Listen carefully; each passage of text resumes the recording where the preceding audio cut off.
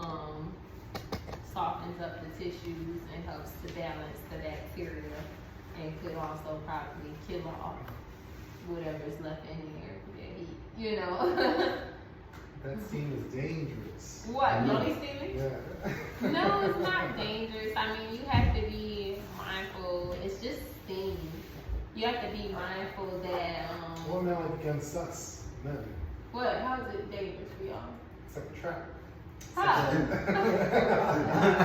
It's like a Venus fly trap, you know? It's a pretty little flower. I mean, No, you're right though. It's one of those. It's underrated, right? Because people don't think that the steam, because you also use herbs for the yoni steam, right? right, you put herbs in it. So Yeah. you could then go ahead and put some dandelion in there and some red clover in there to help kill off the bad bacteria and infection. And then, yeah, the steam just goes in there. Just don't let it be too hot to the point where it scorches you, because you know you can get burned by steam. To anybody who's been at work in the kitchen knows that. But yeah, I think that's the optimal way, because it just softens up everything. And then also it probably helps to get that bacteria flowing out. Going to pee a lot, so also drinking a lot of water is another way to help her to balance out, to get rid of like bad bacteria. But like I said, once the sperm is in there, it's in here. Like you don't take any of that. Really, you can try all of that stuff, but it's no guarantee. You know.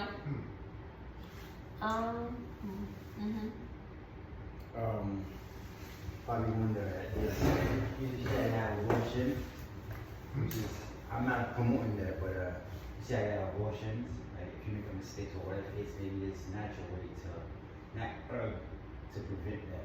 If you're not ready yet, so go to the clinic, you just drink some herbs that prevent that, and then naturally still.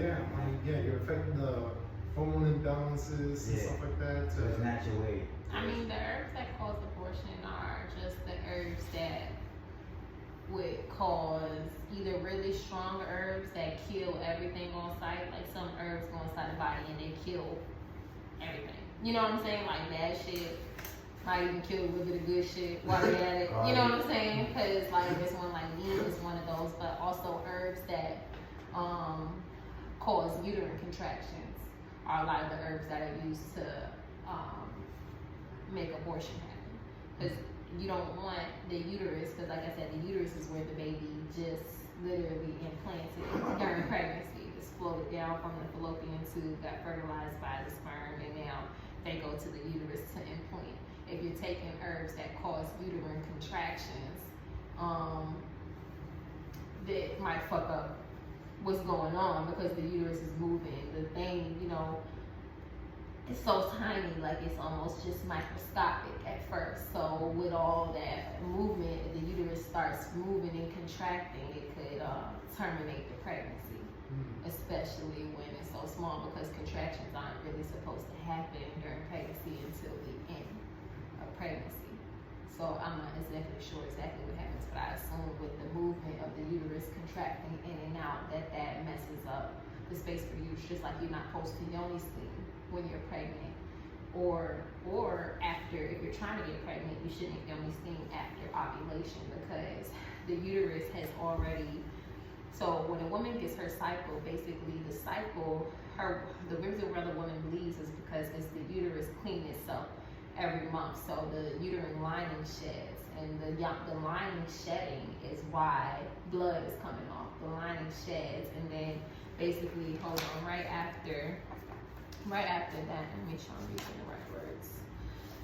Start shedding, and then after that, the uterus begins to build up the thick lining all over again.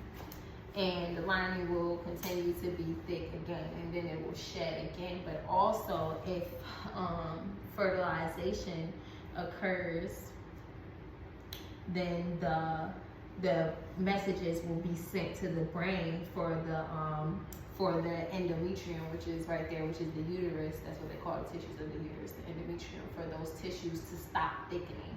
so that so that implantation can occur. Because if it gets too thick, it's gonna be harder for implantation to happen. Now, if you're yoni steaming, the steam makes it soft. If it gets too soft, it's gonna be harder for implantation to occur. You know what I'm saying? So you're really not supposed to yoni steam during that time either.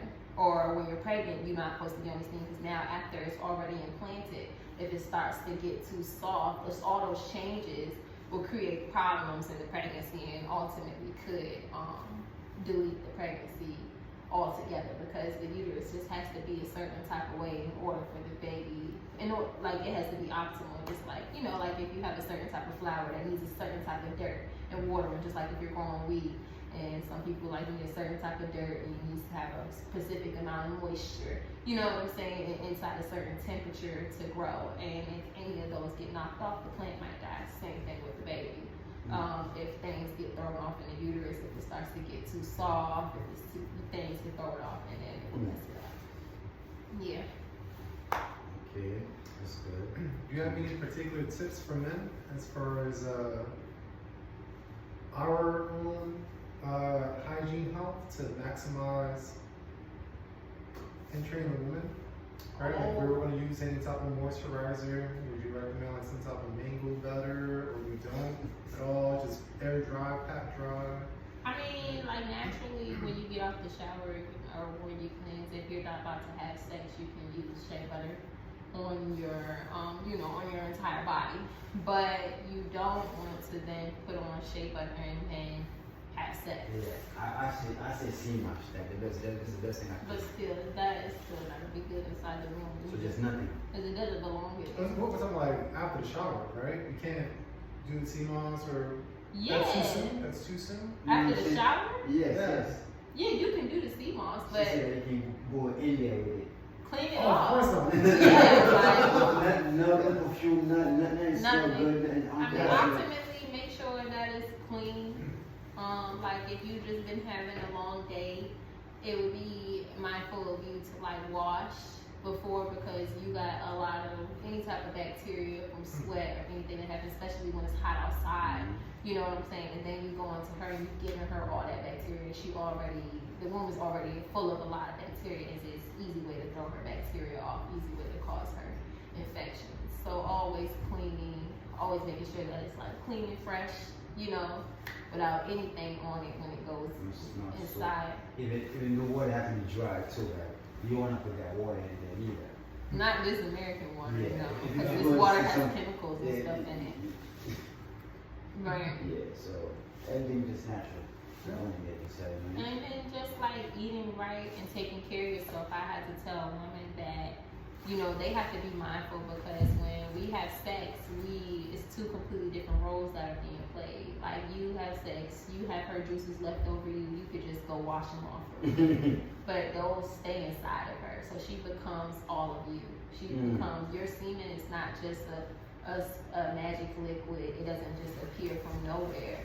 Your semen is a mixture of what you've been eating, what you've been thinking, what you've been drinking, what you've been doing, your habits and all that stuff like that. So being mindful of what you are putting inside of her womb, because that's her very sacred space. It doesn't get any more sacred than that space. You know what I'm saying? And you stay with her so it's not just as simple as her. You can just go wash her off and do what you do. But when you plant your seed, that stays in there, and it doesn't just leave. It takes 5 days for the womb to clean that up after, on average. So that would just be being mindful in that way, because it's easy for a man to throw off a woman's bacteria balance in that way, rather on the fact that anything that gets thick in the womb is already what the fuck is this? Intruder alert, intruder alert. And they already, it's already starting to try and clean up and balance. All the time? All the time? All the time, because it has to be maintained. Think about your mouth. So I was just wondering. I thought maybe there was a loophole, not loophole, but exceptions for it. Cause, what type of exception? If a woman is really feeling a man, right, and it's kind of it's welcoming the man in there, right? Yeah. But her sexual arousal and then sexual desire is not exactly linked to her fertility or anything in that way. Because then we have women, like especially nowadays, who are hypersexual and stuff like that. But just because they're hypersexual doesn't mean that they're gonna hyperovulate. You know what I'm saying? They still, even though hypersexual, even though they still ovulate at one time a month. You know what I'm saying? Regardless. Unless there's some magic is happening, but it's not, those two aren't necessarily connected, like the sexual use of our womb. Now naturally it is connected in a certain type of way, because a woman's like you would notice that your woman is more like, what is that for word? Like her sex drive is higher when she's in her ovulation phase. That's like, but some women have a high sex drive all around, like, you know, but some women don't even have a sex drive unless they ovulate, you know. But naturally, our sex drive goes up when we ovulate, and because it's our body's natural thought, the way the communications are going to the brain to like, hello, boom, because as soon as we do it, anything that happens in the womb, it got sent up to the brain first and sent back down. You know what to do. So it's like, boom, your menstruation is about to be over. Start preparing to release the egg. The egg has been released. Stop thickening the endometrium for potential implantation and fertilization. You know what I'm saying? Like it's like you know, the body is highly intelligent technology at the end of the day. Where you get that from? It's Evan. Oh, but it's, what was your question? As far as a statement, right? As far as that kind of change, right? The exceptions we spoke on earlier. I mean, there will be different reasons. Like in different ways, it can change. Like also like having sex can change it. Like having sex, and especially like having vigorous sex, could delay a woman's period. Because like the woman's having to recuperate and stuff like that. So things like that can change it. But as far as like the chemical responses, I mean, it would just have to be magical, like so strong that the messages get sent to the brain. That's what I'm talking about. The emotions can be so strong that it just fucks up. You know, it shifts. It can shift the cycle. It can shift how that receives the person. Right? I just want to know, like, are we on the same page about this? I mean, I'm saying that anything could happen. You know, anything could happen, but it's not always going to be like that. I feel that. Not always, but... But I'm saying anything can happen. You know, it's true. So, I mean, it could happen. Yes! Yes! It is the possibility. Yeah. Yes. I don't doubt that it would be, but it's gonna be like, it would be very depending, you know, on the body and then all those things and the communication between the body, because in order for something to happen that's out of the normal, like it's like the overdrive has to happen.